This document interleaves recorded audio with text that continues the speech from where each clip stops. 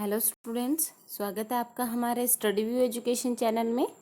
आज की dictation 75 word पर मिनट की स्पीड पे लिखेंगे। डिक्टेशन स्टार्ट होगी 3 सेकंड बाद। Ready, start.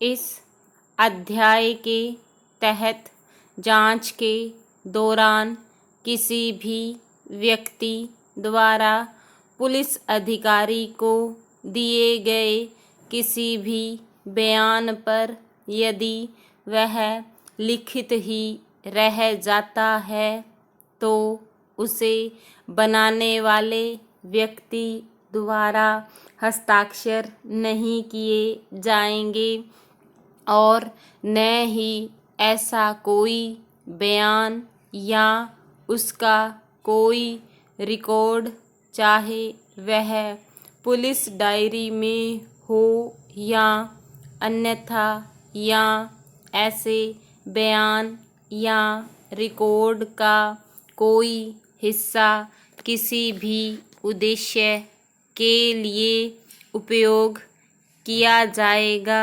शिवाय इसके कि इसके बाद उस समय जब ऐसा बयान दिया गया था, जांच के तहत किसी भी अपराध के संबंध में किसी भी जांच या मुकदमे में जब ऐसा बयान दिया गया था, बशर्ते कि जब किसी गवाह को ऐसी जांच या मुकदमे में अभियोजन पक्ष के लिए बुलाया जाता है, जिसका बयान उपरोक्त के रूप में लिखित रूप में कम कर दिया गया है, तो उसके बयान का कोई भी हिस्सा यदि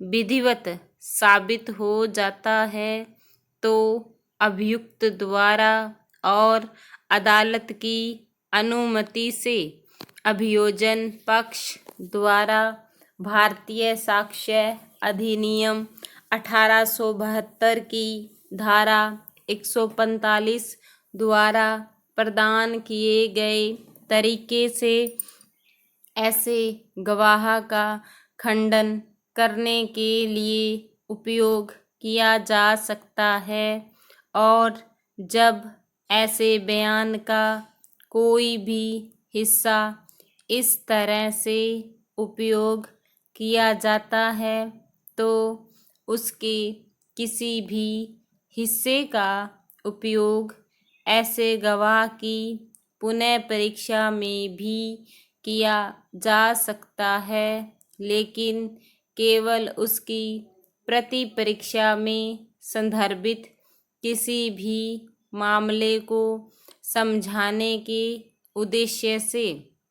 पैरा, इस धारा की कोई बात भारतीय साक्ष्य अधिनियम 1872 की धारा 32 के खंड 1 के प्रावधानों के भीतर आने वाले किसी भी बयान पर लागू नहीं मानी जाएगी, या उस अधिनियम की धारा 27 के प्रावधानों को लागू करने के लिए।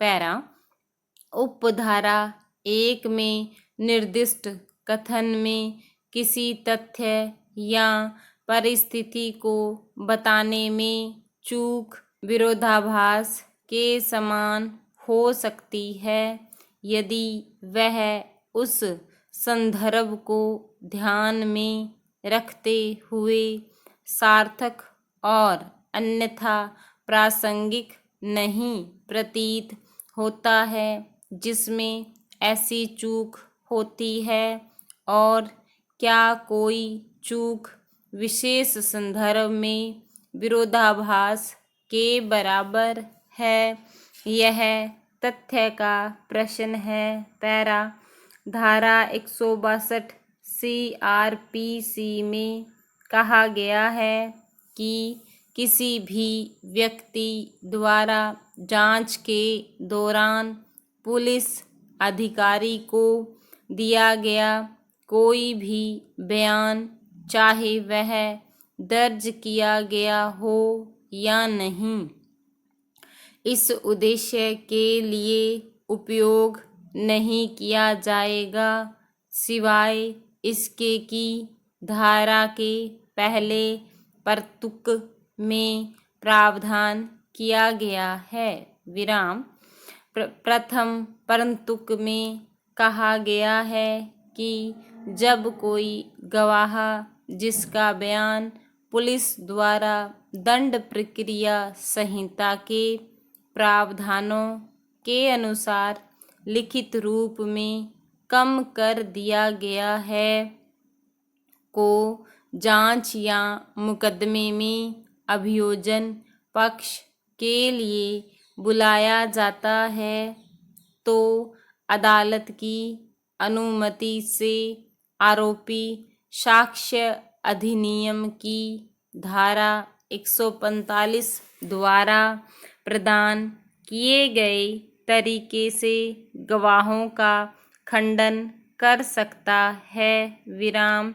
यह तर्क दिया जा सकता है कि चूंकि धारा 162 का पहला भाग किसी पुलिस अधिकारी के समक्ष गवाह के बयान के उपयोग को किसी भी उद्देश्य के लिए प्रतिबंधित करता है, इसके अलावा कि बाद में परतुक में प्रावधान किया गया है और जैसा कि परतुक कहता है कि न्यायालय अभियुक्त को अपने पिछले बयान के साथ गवाह का खंडन करने की अनुमति दे सकता है, इसलिए न्यायालय को स्वतः कुछ भी करने की कोई शक्ति नहीं है।